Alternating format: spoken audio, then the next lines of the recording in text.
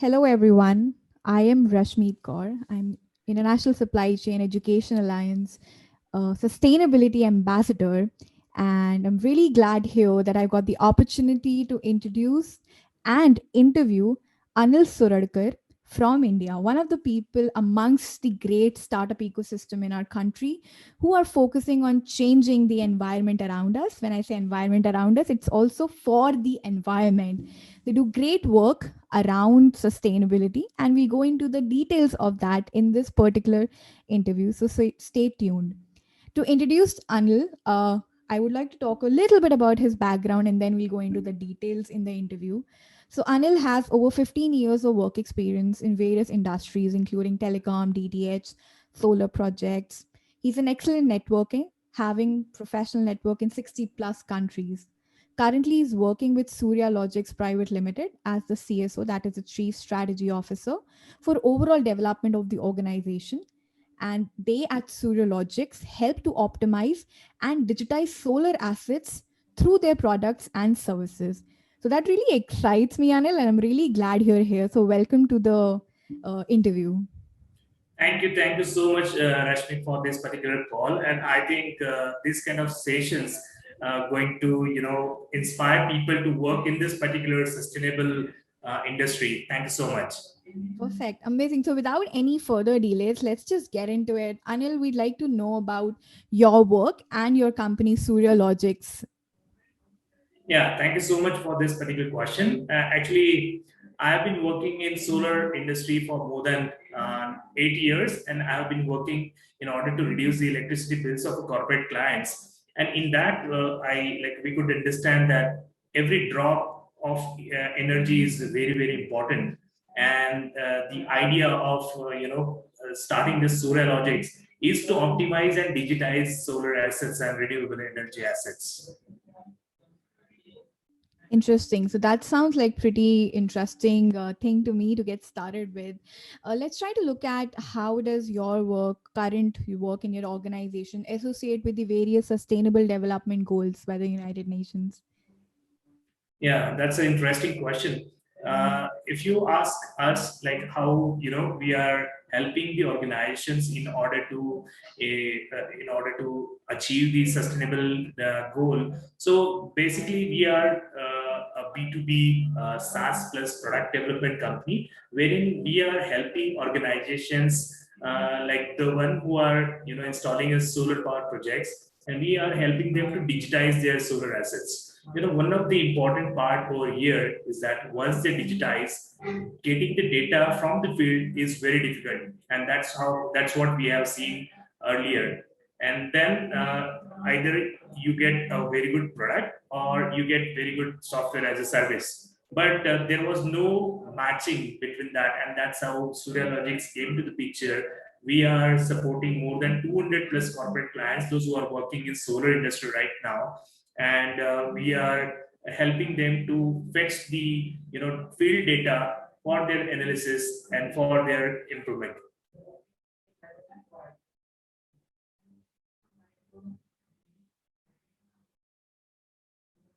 So, Anil, to me, that sounds interesting. I was taking a minute to reflect back on things here and trying to understand. So, you say that you work with a lot of corporate clients in general.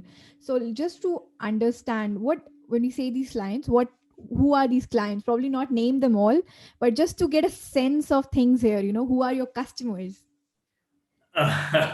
Okay, it is already always a honorable thing for us, to say about our customers and clients, because they are the people those who have trusted on us, and they still keep on trusting on us. I feel the names, the list is very big, but I'll try to name few of them who had shown, and they consider us as a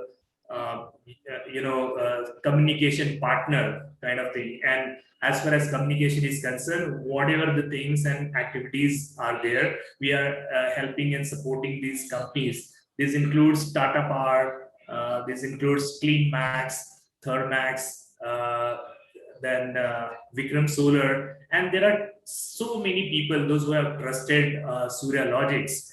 and it's very difficult for me to say each and everybody's name, but I think every company, the one who are working for the solar industry, for the renewable energy, I think they have trusted on us, and we also wanted to take this particular things outside the country also, and that's how we are targeting that by 2025 we should be present in 25 plus countries around the world.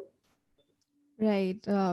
Obviously, I think there's no boundaries when it comes to sustainability, and so of course, any product that you believe is doing such great in our country should be taken ahead, across borders. So, kudos for that, and good luck for that. I'd love to be a part of that journey and see you do that. As early as possible, even earlier than 2025, if that's the case. Now, since we're talking about markets and customers, I just want to ask, is the market ready for it? What does it look like to you in entirety? Are we ready for such products, or there's a need for more focus, upskilling, and sensitization? Okay, so that interests me, and I feel that there is a lot of education, training, and these kind of programs are like required. And most of the, I would say, big organizations, they understand the importance of IoT, AI, ML, and other technologies which are marrying with renewable energy. So they understood the importance of these things, but there are also a small and medium like companies, those who are operating in India and outside the world, outside India. So I think for them, this particular subject need to be understand, and we are very happy to tell you that we have been taking continuously training programs for our existing customers and the one who wanted to understand and know more about how these technology and things are going to help for their organization and to the renewable energy sector overall. Right, right. I love that you point that out because there's a need to emphasize on that so much, and that's exactly what we are doing here. Even in the sustainable supply chain series, or even our certified, sustainable supply chain professional program, we are trying to talk more and more about sustainability in each and every element of the value chain. And there's a lot of education and sensitization that has to be done by organization of your sorts to kind of prepare the market for such products, because there's a need for immediate transition. We should have transitioned probably to renewable energy more than 10 years back, but the market was definitely not ready. And obviously, the cost element was there. But today, since we talk about sustainability in the most realistic of the sense, it's not a far fetched dream. We have company like yours working in the field and sustaining and having the plans for expansion. So, I want to understand more about your plans for expansion there. What would be your comments on your future expansion? Yeah, currently, I think if you see the Indian market, already we have crossed 40 gigawatt, and we are happy to tell you that out of this 40 gigawatt, 1.5 gigawatt is being managed and digitized uh, by Surya Logix. So we are helping the existing solar power parks, wherein we are helping them to digitize it. We are helping them to upgrade it through our innovative products and services. And I personally feel that as far as expansion of Surya Logics is definitely dependent on the expansion of renewable energy or solar sector overall. And we all know that this particular sector is growing like anything. And that's how I think the importance of like our company is also there. As I have already mentioned that we have already decided that by 2025 we will be in 25 countries. So if you ask me the current status of our company, we are present in six countries, and we would definitely would love to expand our network, international network, very soon. Fantastic, amazing. I actually love that part about it. And again, sustainability and across border work is what has always excited me. I'm really glad that we're all, doing great works in that field. So this was about the work that you do and, how your plans for future and the market. I want to understand from you. Why were you so intrigued to be in this industry, or why were you intrigued with the work you do? What do you love about your work? That's very touching.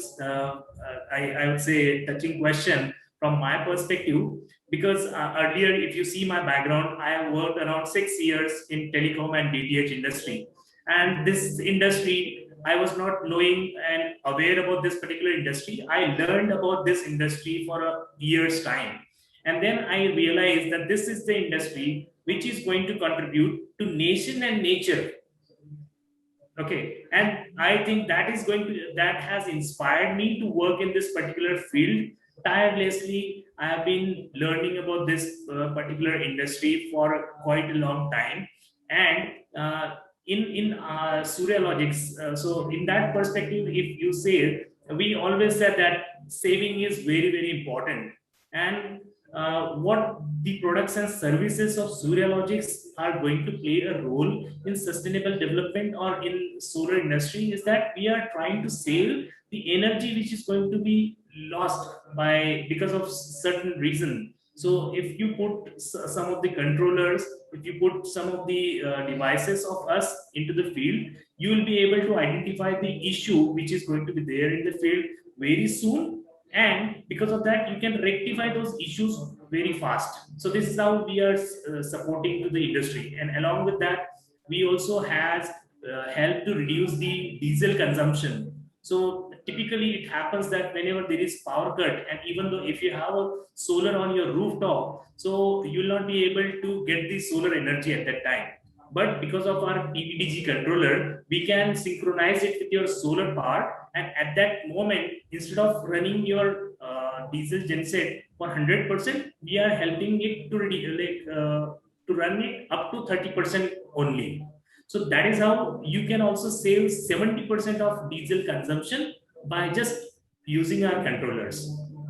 Fantastic. So I really love the part when you talked about you're working for the nation and for the nature, and I think there's bigger no bigger deed than that. You're working for your country, and you're working for obviously uh, the mother earth, like they say. I know it sounds cheesy, but then at the end of the day, that's what we all have. So I find this all very exciting, and I pretty much am like done asking about of the formal interview part of it. I just want to just quickly add, Anil, I want to ask you about, one final comment before closing this. What would you say to the younger generation and to the next generational leaders who are now coming, because they understand the importance of sustainability, but probably they think that we don't have the ecosystem or they don't see the financial viability of a career in this field. So, what would you say to them? Okay. First of all, I would like to say that there are certain problems which doesn't come with boundaries. Okay, and one of the important aspect of this renewable energy is that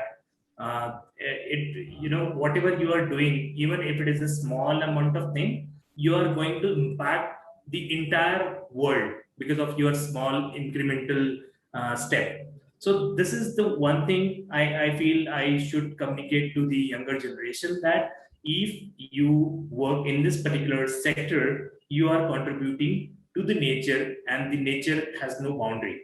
That's the first thing.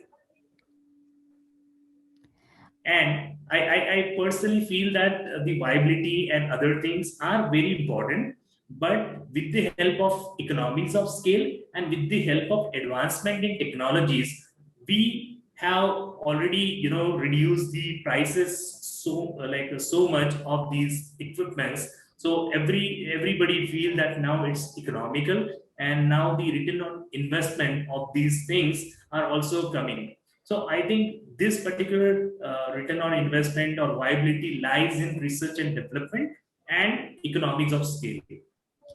Amazing. So there's a lot of takeaway there, at least for me. And towards the end of this interview, I think it makes a lot of sense. So you're saying that in current times, each one of us, every step counts, and every drop in the ocean counts. And secondly, from the economies, using economies of scales, it's something you can actually leverage and create a proper business model out of it. It is no longer just an environmental issue; it has actually become a business issue. So, and I think this is where the relevance of triple bottom lines also comes into place, where you're not just talking about the environment, we talk about the people, we talk about the economics, and we talk about achieving kind of basically earning profits out of these technologies. So that makes a lot of sense. And I think I'm going to stick back and repeat what you said, nature and nation. And that makes a lot of sense. And I think that's something we can all relate to, especially the younger leaders out there, because you're a little more emotional when it comes to these issues of nationalism and sustainability in general. So this has been really exciting, Anil, for me. I'm really glad that we got a sneak peek into your work. Thank you for taking out time for us, and we'd love to obviously curate more sessions and look at the possibility of educating more people together if we can. So thank you so much. I must say thank you so much to you because of your work. And I could see, your organization is trying to become the amplifier of sustainable energy, sustainable development. And I think this kind of amplifier is definitely going to help this particular industry. And I wish all the very best. And if you want any kind of support, any kind of help, training for the people, for the student, you can reach out to us anytime. Thank you. Thank you so much. Perfect, amazing. So thank you so much to everyone who listened to us. So we'll be coming back with all such inspiring people on your list on this series. So stay tuned and thank you so much for joining.